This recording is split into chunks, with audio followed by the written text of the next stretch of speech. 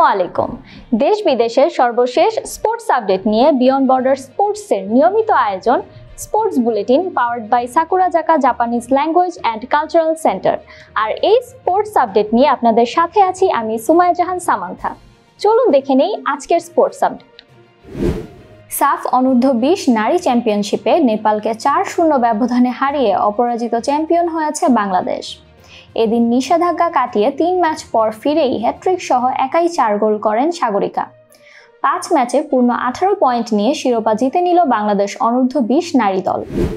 উত্তরার দিয়াবাড়িতে বিমান বিধ্বস্তর ঘটনায় আজ রাষ্ট্রীয় শোক ঘোষণা করেছে সরকার। এদিন বাংলাদেশ পাকিস্তান টি-20 ম্যাচেও বিসিবি নিয়েছে বিশেষ উদ্যোগ। জাতীয় পতাকা অর্ধনমিত রাখা, 1 মিনিট নীরবতা, কালো আর্মব্যান্ড ও সঙ্গীতহীন পরিবেশে ম্যাচ আয়োজন করার সিদ্ধান্ত নিয়েছে বিসিবি।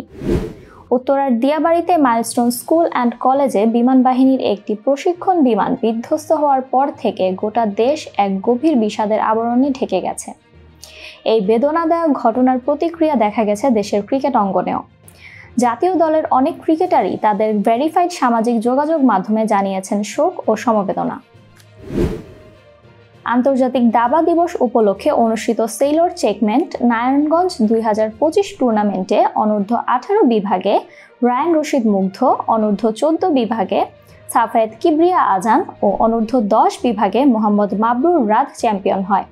পরবর্তীতে পুরস্কার বিতরণের মাধ্যমে বিজয়ীদের সংবর্ধনা জানানো হয়।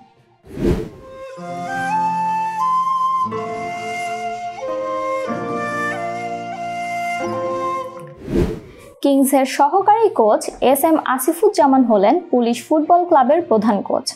সম্প্রতি এক অনুষ্ঠানে পুলিশ ফুটবল ক্লাবের সভাপতি ও ডিএমপি কমিশনার শেখ মোহাম্মদ সাজ্জাদ আলী কোচের হাতে চুক্তিপত্র তুলে দেন। আসিফুজ্জামান এর আগে কিংস এবং জাতীয় ফুটবল দলের সহকারী কোচ ছিলেন। ইংলিশ প্রিমিয়ার লিগের সবশেষ আসরের শিরোপা জিতেছে লিভারপুল। নতুন মৌসুমকে সামনে রেখে প্রস্তুতি শুরু করেছে রেডরা। প্রাক মৌসুম প্রীতি ম্যাচে স্টোক সিটিকে 5-0 গোলে হারালো তারা। টেস্ট ক্রিকেটে 2 স্তর চালু নিয়ে ওয়ার্কিং গ্রুপ গঠন করেছে ইন্টারন্যাশনাল ক্রিকেট কাউন্সিল। এই ওয়ার্কিং গ্রুপের প্রতিবেদনের ওপর ভিত্তি করেই টেস্ট ক্রিকেটে 2টি স্তর চালুর সিদ্ধান্ত নেওয়া হবে। চলতি বছরের শেষ দিকে এই প্রতিবেদন জমা দেওয়ার কথা। বিমান বিধ্বস্তর ঘটনায় নিজের ভেরিফাইড ফেসবুক পেজে আবেগঘন বার্তা দিয়েছেন সাকিব আল হাসান। সাকিব লিখেছেন, আজ মাইলস্টোন স্কুলে ঘটে যাওয়া মর্মান্তিক ঘটনা আমাদের সবাইকে গভীরভাবে নাড়া দিয়েছে। একটি শিক্ষা প্রতিষ্ঠান যেখানে ভবিষ্যতের স্বপ্নরা গড়ে ওঠে, সেটাই আজ পরিণত হয়েছে শোকস্তব্ধ এক বেদনার স্থলে।